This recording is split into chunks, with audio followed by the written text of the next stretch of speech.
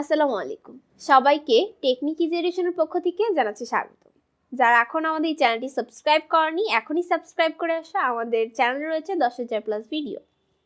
আজ আমি তোমাদের সাথে আলোচনা করব স্প্রেডশিট এর মাধ্যমে কিভাবে বার ডায়াগ্রাম তৈরি করতে হয়, অর্থাৎ স্প্রেডশিট ব্যবহার করে মাইক্রোসফট এক্সেল দ্বারা কিভাবে আমরা গ্রাফ তৈরি করতে পারি, কিভাবে আমরা বার ডায়াগ্রাম তৈরি করব সেটা দেখাবো। আচ্ছা, স্প্রেডশিট তৈরি করা তোমাদের আগেই দেখানো হয়েছে। তো স্প্রেডশিট অর্থাৎ ছক্করা কাগজ কোথায় পাবো, কম্পিউটারের মাধ্যমে বা ল্যাপটপের মাধ্যমে, সেটা একবার দেখে আসি। চলো দেখো, প্রথম আমরা স্টার্ট বাটনে যাব। স্টার্ট বাটনে যাওয়ার পর আমাদের এখানে একটা মেনু আসবে। সেই মেনু থেকে আমরা খুঁজে বের করতে হবে মাইক্রোসফট এক্সেল কোথায় আছে। তো এক্সেলে আমরা কি করব, স্প্রেডশিট খোলার জন্য আমাদের প্রথমে মাইক্রোসফট অফিস নামে একটি বার আছে, সেই অফিস বারে যাব, যে অফিস বারে ক্লিক করব। তারপর আবারও আমাদের মেনু আসবে, সেই মেনু থেকে আমাদের খুঁজে বের করতে হবে মাইক্রোসফট এক্সেল কোথায় আছে। তো তোমরা দেখতেই পাচ্ছ, এই যে দেখো আমাদের এক্সেল কোথায় আছে। তো এক্সেলে যাওয়ার পরে আমাদের এক্সেল যে অপশনটি সেটা সুন্দর করে বড় হয়ে যাবে, এবং এটাই হলো মাইক্রোসফট অফিস বা মাইক্রোসফট এক্সেল, যার মাধ্যমে আমাদের স্প্রেডশিটটি দেখা যাচ্ছে। স্প্রেডশিট হলো ছক্করা কাগজ, যার সাহায্যে আমরা কি করছি, এখানে এখন বার ডায়াগ্রাম বা গ্রাফ বা তোমরা যে বিভিন্ন ধরনের পাই চার্ট বলে থাকো, এই জিনিসটা আমরা এখন আর্ট করব, বা কিভাবে কম্পিউটারের সাহায্যে এই গ্রাফ তৈরি করতে হয়, যে বিভিন্ন ধরনের আবহাওয়া অফিসের বার্তাগুলো বা আমাদের ক্রিকেট খেলার ভিতরে যে আপ ডাউন হচ্ছে, যে বল কিভাবে একটা গ্রাফ তৈরি করা হয়, যে বলের যে কতটুকু উঁচায় উঠলো, কতটুকু নিচায় গেছে। তো এই জিনিসগুলো কিন্তু গ্রাফের মাধ্যমে দেখানো হচ্ছে। আবার তার সাথে সাথে কার স্কোর কতটুকু বেশি বা কম, সেটাও কিন্তু গ্রাফের মাধ্যমে দেখানো হয়ে থাকে। তারপর আমাদের বিভিন্ন ধরনের পাই চার্ট, তোমরা পরীক্ষায় বিভিন্ন ইংরেজিতে যে বিভিন্ন পাই চার্ট ব্যবহার করে থাকো, এগুলো কিন্তু গ্রাফ এক ধরনের। তো এই গ্রাফগুলো কিভাবে তৈরি করা হচ্ছে সেই সম্পর্কে জানবো। সাপোজ 1971 সাল থেকে 2021 সালের মধ্যে যে সকল ইনক্রিজ এবং ডিক্রিজ হয়েছে যে কোনো বিষয়ের উপরে, সেগুলো নিয়ে একটি গ্রাফ তৈরি করা হলো, তোমাদের তৈরি করতে দিল। যেমন ধরো দুর্ভিক্ষ নিয়ে, বা তোমাদের পপুলেশন নিয়েও দিতে পারে। পপুলেশন নিয়ে যে কতটুকু জনসংখ্যা বৃদ্ধি পেয়েছে 1971 সাল থেকে, হ্যাঁ 1999 সাল পর্যন্ত, অথবা 2000 সাল থেকে 2021 পর্যন্ত, এই 21 বছরে কতটুকু পপুলেশন হয়েছে, ওই পপুলেশনের উপর একটি গ্রাফ তৈরি করতে দেওয়া হলো, অথবা জনসংখ্যা বৃদ্ধি নিয়ে একটি গ্রাফ তৈরি করতে দেওয়া হলো। তো এই গ্রাফগুলো কিভাবে আমরা কম্পিউটারের সাহায্যে মাইক্রোসফট এক্সেল দ্বারা তৈরি করি সেটা আমরা দেখাবো। তো এইখানে আমি তোমাদের দেখাবো যে আইসিটিতে কে কত নাম্বার পেয়েছে সেইটা উপরে আমরা একটা গ্রাফ তৈরি করব। যেমন ধরো এখানে আমি এ এবং বি কলামে আমি প্রথমে আইসিটি অর্থাৎ সাবজেক্টের নাম লিখে নিব। লিখে নিলাম আইসিটি। লেখার পরে কি করছি দেখো,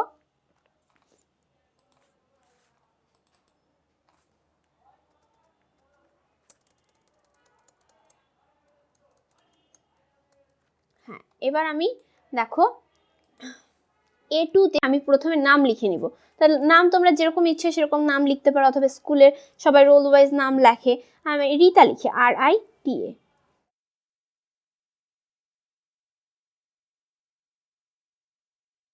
রিতা। তারপরে মিতু লিখি। তারপরে সালমা লিখি। আচ্ছা, এতক্ষণ ধরে সব মেয়েদের নাম লিখছি, ছেলেরা তো কষ্ট পাইতে পারে, তো একটা ছেলেদের নামও লিখে দিই।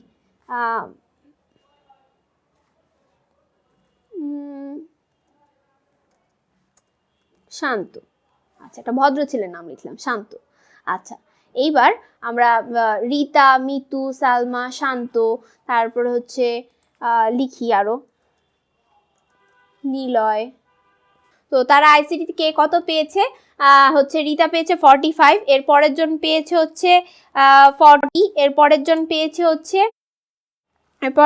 42, তারপরের জন পেয়েছে তোমাদের 30, তারপরের জন পেয়েছে 35। তো এটা লেখার পরে আমাদের কি করতে হবে, আমরা গ্রাফ তৈরি করব। তো লিখলাম যে কে কত পেয়েছে আইসিটিতে, এটার একটা গ্রাফ তৈরি করব। এই গ্রাফ তৈরি করার জন্য আমাদের এখানে যে রিবন বারগুলো রয়েছে, রিবন বারের ভিতরে আমাদের এই হোম পেজে আমরা এতক্ষণ ছিলাম, এখন আমরা যাব তার নেক্সট আরেকটা লেভেল, সেটা হলো ইনসার্টে ক্লিক করলে অথবা মাউস রাখলে চলে আসবে। ইনসার্টের উপর ক্লিক করলে দেখো অনেকগুলো অপশন এসেছে, টেবিল, পিকচার, তারপর ক্যাপস আর্ট, হ্যাঁ আরো বিভিন্ন ধরনের অপশন রয়েছে। তার মধ্যে দেখো এখানে অনেকগুলো যে এই দেখো চার্টস নিয়ে একটা অপশন রয়েছে, তাই না, একটা বার রয়েছে বা বক্স রয়েছে। এই বক্সের ভিতরে আমি একটা কি করব, বার ডায়াগ্রামের মতন আর্ট করব। তো আমি এটাতে ক্লিক করলেই কিন্তু আমাদের এইটার আইসিটির উপরে কে কত পেয়েছে সেটার একটি চলে আসবে কি গ্রাফ চার্ট বা বার ডায়াগ্রাম। তো আমরা দেখো ক্লিক করে দিলাম, ক্লিক করে দেওয়ার পর এখানে 2D 3D আরও বিভিন্ন ধরনের শেপে রয়েছে। তোমাদের বই 2D দেওয়া রয়েছে, আমি 2D একেই তোমাদের দেখালাম। এই যে হচ্ছে 2D দিয়ে দেখালাম। দেখো দেখো কে কত পেয়েছে সেটার উপর একটা মার্কিং করা আছে যে আইসিটি, এই দেখো এখানে চলে আসছে। এবং শীট নাম্বার 1, অর্থাৎ আমরা 1 নাম্বার শীট বা হচ্ছে একটা মাত্র টেবিল তৈরি করেছি, এর জন্য একটা টেবিল দেখাচ্ছে। এবং কে কত পেয়েছে সেটা কিন্তু ইন্ডিকেটলি বলে দিচ্ছে। দেখো মিতু পেয়েছে কত, মিতু পেয়েছে হচ্ছে 40। আচ্ছা, তারপরে হচ্ছে রিতা কত পেয়েছে 45, অর্থাৎ রিতা সব থেকে বেশি পেয়েছে। আচ্ছা, তারপরে হচ্ছে দেখো সালমা কত পেয়েছে 42, আবার শান্ত কত পেয়েছে 30। আচ্ছা, তারপর নিলয় কত পেয়েছে 35। তার মানে এইভাবে আমরা কি করতে পারি, বার ডায়াগ্রাম বা চিত্র আঁকতে পারি। তাহলে প্রথম লেভেলে আমরা প্রথমে কি কাজ করব, প্রথমে করব হচ্ছে আমরা স্টার্ট বাটনে যাব। যে স্টার্ট বাটন আমরা কম্পিউটারে বা ল্যাপটপে দেখতে পাই, একদম কর্নারে দেখো মাউস ধরলে লেখা আসে স্টার্ট বাটন, সেখানে ক্লিক করব। সেখানে ক্লিক করার পরে আমরা কি কোথায় যাব, আমরা সুন্দর করে যাব হলো মাইক্রোসফট অফিসে। এখান থেকে একটু দেখাই দিই, মাইক্রোসফট অফিসে যাব, সেখান থেকে বার আসবে, সেখান থেকে আমরা যাব হচ্ছে মাইক্রোসফট এক্সেল যে অপশন সেইখানে যাব। সেইখানে ক্লিক করলেই কিন্তু আমাদের এই যে এইরকম একটা ছক করা কাগজ চলে আসবে। এই ছক করা কাগজে আমরা প্রথম কাজ হলো যে তুমি যেই কলামেই ইচ্ছা সেই কলামেই তুমি এই লেখাগুলো লিখতে পারো। যেমন আমি হচ্ছে এ বি কলাম হচ্ছে কলাম এবং সারি হচ্ছে তোমার 1 থেকে 6 পর্যন্ত সারি নিয়ে আমি কাজটি করেছি, অর্থাৎ এই বক্সটি আঁকিয়েছি। হ্যাঁ, এই বক্সটি এঁকে আমি এখানে কি করেছি, আইসিটিতে কে কত পেয়েছে সেটা লিখে আমি সুন্দর করে একটি গ্রাফ তৈরি করে দিয়েছি। এই গ্রাফটি তোমাদের আর্ট করে বা কম্পিউটারে তোমাদের দেখাতে হবে। স্প্রেডশিট ব্যবহার করে তোমরা কিভাবে একটি বার ডায়াগ্রাম আর্ট করতে পারো, অর্থাৎ আমরা মাইক্রোসফট এক্সেল ব্যবহার করে একটি বার ডায়াগ্রাম আঁকলাম কম্পিউটারের মাধ্যমে, এটা তোমাদের আসতে পারে। এবং এই জিনিসটা তোমাদের প্র্যাকটিক্যালও কিন্তু দেখাতে হতে পারে, তোমাদের পরীক্ষা নিতে পারে যে প্র্যাকটিক্যাল দেখাও। তো সেই ক্ষেত্রে আমরা এই কাজগুলো করব। আশা করি তোমরা সবাই কিভাবে মাইক্রোসফট এক্সেল দ্বারা স্প্রেডশিট ব্যবহার করে কিভাবে বার ডায়াগ্রাম আর্ট করতে হয় এবং স্প্রেডশিট কিভাবে ব্যবহার করতে হয় তোমরা শিখে গেছো। তো এতক্ষণ আমরা স্প্রেডশিট কিভাবে তৈরি করতে হয় সেটা দেখালাম এবং তোমাদের বিভিন্ন ধরনের বার সম্পর্কে আলোচনা করেছি, যে আমরা বিভিন্ন ধরনের শিটে যেতে পারি, যে এটা শিট নাম্বার 1, শিট নাম্বার 2তে চলে যেতে পারি। আমি নতুন শিটে চাচ্ছি কাজ করব, যে ওই শিটে আর দরকার নেই। শিট নাম্বার 3 অর্থাৎ নতুন আরেকটা শিট নিয়ে, অর্থাৎ নতুন পেজে, অর্থাৎ আমরা যেমন খাতার ভিতরে অনেকগুলো পেজ থাকে তেমনিভাবে মাইক্রোসফট এক্সেল, মাইক্রোসফট ওয়ার্ড এর মধ্যেও কিন্তু অনেকগুলো পেজ থাকে। হ্যাঁ, তো এই শিট নিয়েও আমরা কাজ করতে পারি। এক একটা বক্সকে বলা হয় হচ্ছে কি বার বা হচ্ছে ঘর, এক একটা ঘর, অর্থাৎ একটা শিটের ভিতরে একটা ঘর বা বার, ফর্মুলা বার।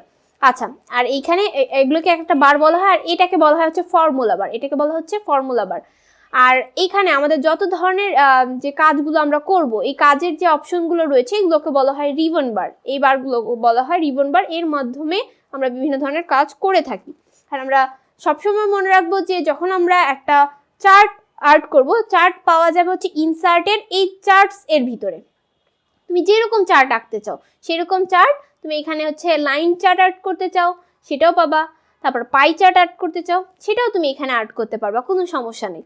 হ্যাঁ, এবং তোমরা টেবিল তৈরি করতে চাও, এখানে টেবিল নামে একটি অপশন রয়েছে, এই টেবিলে গেলেও কিন্তু তুমি টেবিল নামের অপশন দ্বারা এইখানে তুমি টেবিল আঁকাতে পারো। টেবিল মানে হচ্ছে ঘর, তোমার কয়টা কলাম কয়টা সারি নিয়ে একটা ঘর লাগবে, তুমি এইখানে ইন্ডিকেট করে সুন্দর করে করতে পারো। এবং তোমরা এই যে আমরা বিভিন্ন শিট বা নতুন পেজে যাচ্ছি, তোমাদের বললাম যে এখান থেকে আমি স্টার্ট বাটনে গেলাম, যাওয়ার পর এখানে নিউয়ে গেলাম, নিউয়ে গেলে নতুন পেজ আসবে। তা আমাদের একটা শর্টকাট অপশন আছে, একটা হচ্ছে আমাদের হচ্ছে কন্ট্রোল প্লাস এন ক্লিক করলে আমাদের নতুন একটা পেজ ক্রিয়েট হবে, এটা আমাদের শর্টকাট অপশন। হ্যাঁ, আচ্ছা, এবং আরেকটা অপশন হলো এই যে আমি এতক্ষণ ধরে কাজ করলাম, এই কাজটা আমি সেভ করতে চাচ্ছি, সেই সেভ করার জন্য আমাদের স্টার্ট বাটনেই যেতে হবে এবং সেভ অ্যাজ নামে একটি অপশন রয়েছে, সেভ অ্যাজে যে আমাদের কি করতে হবে, সেভ করতে হবে। এই যে দেখো আমার এখানে চলে এসছে, এখানে আমরা কি করব, এখানে আমাদের বিভিন্ন ধরনের অপশন আছে, যে এখানে বুক 3 এখানে লেখা আছে। কেন বুক 3 আসলো সেটা বলে দিচ্ছি, যে বুক 3 এসছে কারণ এই যে দেখো এখানে উপরে লেখা আছে বুক 3 মাইক্রোসফট এক্সেল, এই কথাটা এখানে লেখা আছে বলে আমাদের এইখানে ওই লেখাটা এসেছে। হ্যাঁ, এটাকে চার্ট টুলস বলা হচ্ছে, এই চার্ট টুলসে এই কথাটা লেখা আছে। তা আমি চাইলে এইখানে আমি কি করতে পারছি, সেভ অ্যাজে যে আমি আমার নিজের পছন্দ মতো নাম দিয়ে এটা সেভ করলাম। যেমন ধরো আইসিটিতে কে কত নাম্বার পেয়েছে, তো আমি ওটা লিখতে পারি আইসিটি নাম্বারস, বা হচ্ছে অল স্টুডেন্টস নাম্বার। হ্যাঁ, এরকম বিভিন্ন ধরনের লেখা দিয়ে আমি ইন্ডিকেট করে সুন্দর করে সেভ করে আমি আমার যেই ফাইলে রাখতে চাচ্ছি সেই ফাইলে আমি ওখান থেকে সেভ করে রাখতে পারবো। তো তাহলে কি হবে, এই জিনিসটা আর আমাদের হারিয়ে যাবে না, যে আমি সেভ করে রাখলাম। ওকে, তো এইভাবে আমরা কিন্তু কি করতে পারছি, পুরো জিনিসটা কমপ্লিট করতে পারছি। আশা করি তোমরা সবাই কিভাবে মাইক্রোসফট এক্সেল দ্বারা বার ডায়াগ্রাম আর্ট করতে হয় বুঝে গেছো। এতক্ষণ এই পর্বটি দেখার জন্য সবাইকে ধন্যবাদ। পরবর্তী পর্ব দেখার জন্য সবাইকে আমন্ত্রণ রইল। আসসালামু আলাইকুম।